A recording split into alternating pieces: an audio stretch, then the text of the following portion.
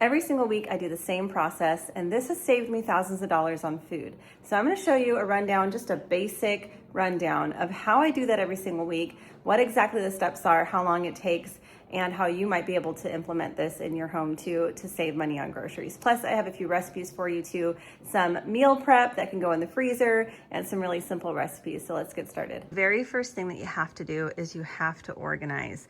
And I know this might seem daunting, especially if you don't have like a big pantry and you got a lot of cupboards, and it might take you a little bit of time the first time. But if you do this every single week, it will really only take you a couple of minutes. And what do I mean by organize?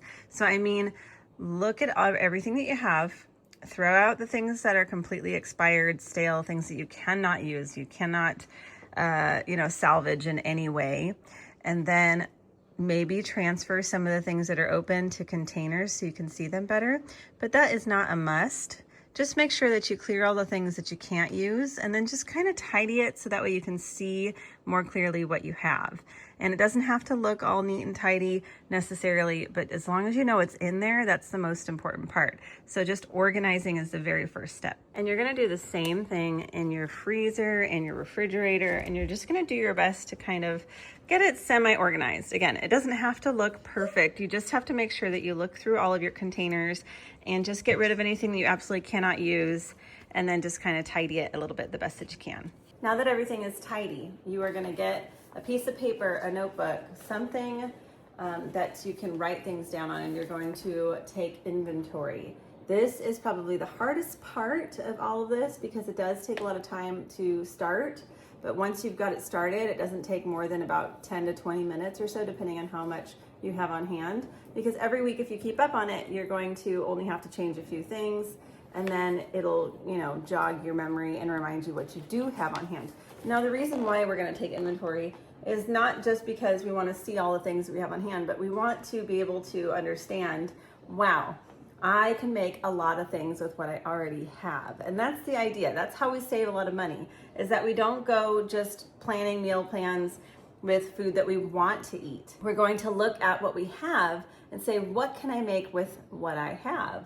And then you can go and modify things and maybe add things to your list to make it, exactly the flavor profile that you feel like eating this week, or you're gonna get creative and try new recipes. And that's really how we save money, is that we take the inventory, we look at what we have, and we realize that we don't necessarily need to buy several $100s in food every single week to get by. And if you're like me, you like to have a backup. Now, it's okay to have a backup, but I would highly recommend only picking up your backup when you are just about out of something or you've completely run out of it.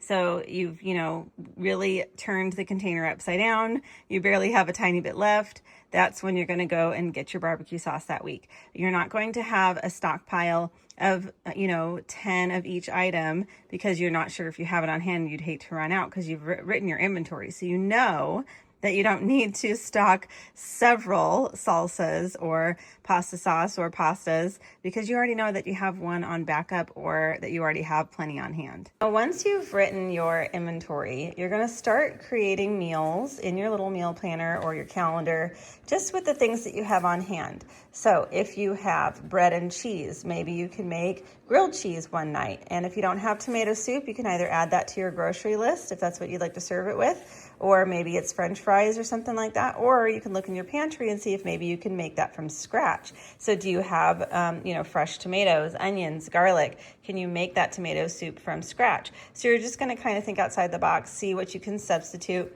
And then if you really want to add something to go with a meal, you can add it to your grocery list at that point. And since you've taken inventory, you also might notice things that you are completely out of. So, we're out of peaches. Let's go ahead and add that to our grocery list at this time so we don't forget to get those things. And in my last video, somebody mentioned that they have a running grocery list. And I do this too, and I always completely forget to mention this.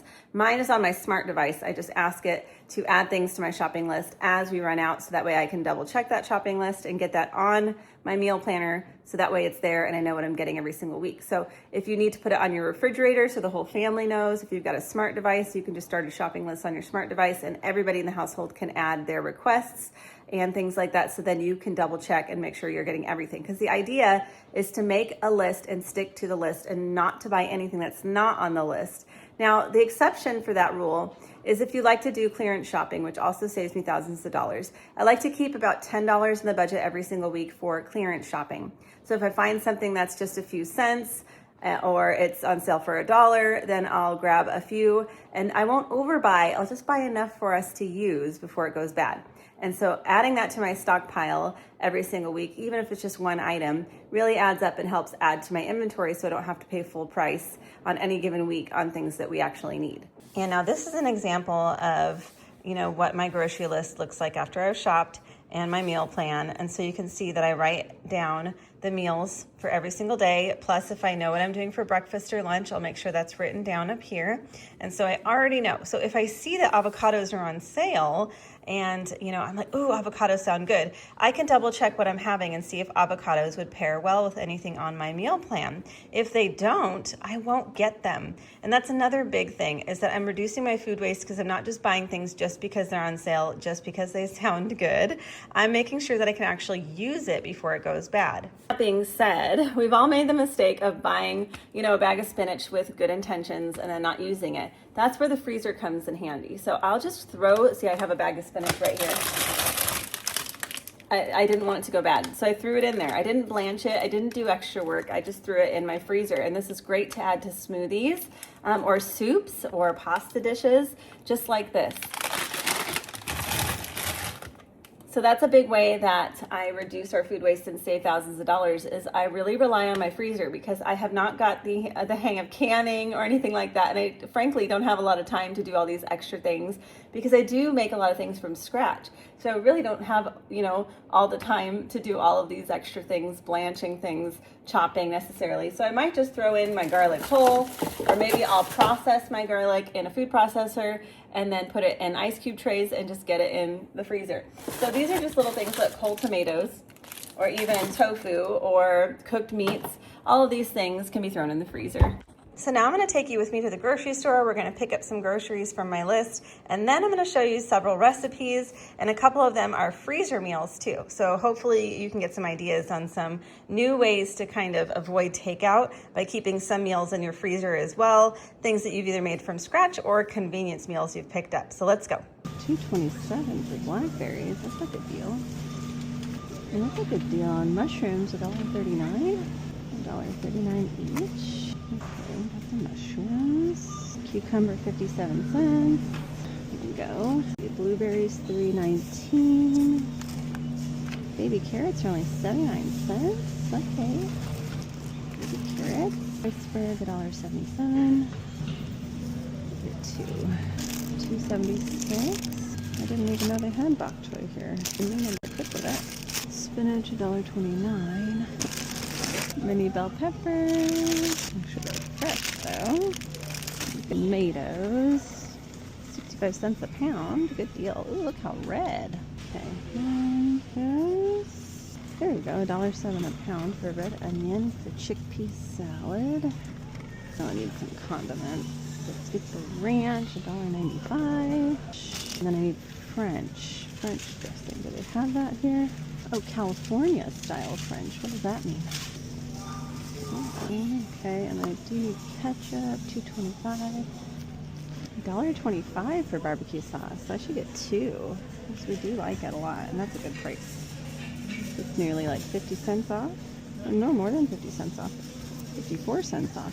Two barbecue sauce. Croutons, $1.35. Might as well just get some apples. $3.04 for 2 pounds of cosmic apples. $3.65. I do like those greens. Okay. What else? I know I need bagels. Blueberry, here we go. $1.99 also. There we go. And then English muffins, $1.59. Regular bread. Maybe buttermilk bread. Oh, here we go. Buttermilk, $2.59. Powdered sugar, $1.99. Taco shells, $1.55 each. I'll get two. $1.89 for 2 pounds of spaghetti. And then I do want chickpea pasta. Okay, pasta sauce. This one is our favorite. Get two, and they're only $2.29 organic marinara. $2.29 each. Maybe I'll get one more marinara for my meal prep. I can make that. We do need to get some ground beef. Oh my gosh, what is that? Why is that so expensive? $7.29? What happened to the price? Let's get 2. And then maybe I'll get some ground turkey, which is so much less expensive. $4.79. I can use this for the pasta. Okay. I need cream cheese for the bagels. $1.49. 2 gallons of milk. So all I need is hash browns and French bread, and that'll be it. Let's go see what the total is. I did end up getting some dog treats too for $6. I spent $111.15 today. I'm gonna go ahead and prep my chicken pepper jack taquitos to put in the freezer so I have something to easily grab if we decide we wanna eat in one night. So first I'm gonna add 2 blocks of cream cheese that I've softened, and I'm gonna go ahead and give those a mash so that way they're already a little bit more spread out. So it's easier to mix when we add all the other ingredients. And this is a double batch, so I'm gonna add about 6 cups of cooked chicken. You could also use rotisserie chicken if you like. Next, I'm gonna add about 3 cups of shredded cheese altogether. Next, I'll add 1 cup of salsa. Just use your favorite salsa. That's the most important part about this. Next, I'll add in 2 teaspoons of cumin, 2 teaspoons of garlic powder, 2 teaspoons of onion powder, and 2 teaspoons of chili powder. I'm not adding any salt or pepper because there's plenty of seasonings in the chicken and the cheese, but you could definitely add salt and pepper if you like. And normally I use lime juice, but I have these homegrown lemons, so I'm gonna go ahead and use this instead. So I'm adding about 1/4 cup of lime or lemon juice. Now I'm just gonna give this a good mix until everything is combined. This is the part that takes the longest because the cream cheese does take a little bit of time to really mix together. So just be patient, trust the process, it will come all together. All right, now that it's all mixed together, I can start rolling everything up. These are fresh tortillas. I just went ahead and prepped these so they're ready to go, but if you have just regular tortillas, you can warm them up in the microwave or in the stovetop just to make them easier to roll up. And I always like to label my bag too to make sure I know how to cook everything, or if someone else is grabbing it out of the freezer, they know what to do. So I put all my instructions in the label, and you can date them too. Now you can put as much or as little filling in these as you want. I usually like to do about 2 tablespoons to 1/4 cup, depending on how big I'd like my taquitos. And that's really gonna depend on what size tortillas you like to use for this. Mine are actually flour tortillas, so technically they're flautas. Then we'll just roll them up like this, and then we'll put them straight in the bag, and that way they'll be ready to go for later. There we go. And now we'll just keep rolling them all up until we've got them all filled. And there we go, that's our first bag of taquitos. I'll just pop those in the freezer. And there's my second bag of taquitos, and that's it. So they're all ready to go. Just gonna throw them in the freezer, and we're gonna have lots of dinner options over the next few months. I just got some freeze-dried foods in the mail from ReadyWise. They sent these to me so I could experiment and share if I enjoy it. And I'm not exactly sure how I want to use these freeze-dried raspberries, but especially the freeze-dried corn. So that's kind of something I need to look into. So maybe some cornbread or something like that. I'm not really sure, but if you have ideas, definitely let me know. This is what they look like. They look pretty delicious. I guess I could just eat them as snacks, but I do want to try to do something with them. Everything is stocked and ready to go. My fridge has never been so full. So now all we have to do is execute for the week and make sure that we stick to our plan. I did do some meal prep. I've got the freezer meal chicken taquitos. I've also made a lemon loaf. And I've also made some black bean chocolate chip chocolate muffins, which are some of my kids' favorites. So those are here for meal prep for breakfast for the week. I also, stocked up some convenience foods for people to grab as they need. I've got lots of deli meats, Canadian bacon, things to make breakfast sandwiches or deli sandwiches. And then I've got my entire menu written down. So I'm gonna be making some spaghetti with meat sauce one night with a nice salad, some French bread on the side, or it's actually cheesy bread that I got from Aldi. And then we'll be doing the taquitos one night as well. And then we do plan to do a couple of nights of takeout as well, because there's a couple restaurants that we really like when we have guests out. So all we have to do is make sure we stick to the plan. And then everything that I have left over from my guests, I'll make sure I repurpose it and use it in my next week. So that way I don't have to do an entire full shop, and it'll help carry us through the entire month. I hope you enjoyed that video and at least got a few ideas to inspire you to try something new in your home, or maybe to try this method and see if it works for you. If you have any extra tips to and tricks on what works in your house. I'd love to hear that down below in the comments. I'm always looking to learn from everybody else too. The more we share, the more we all learn from each other, the better things are for everybody, right?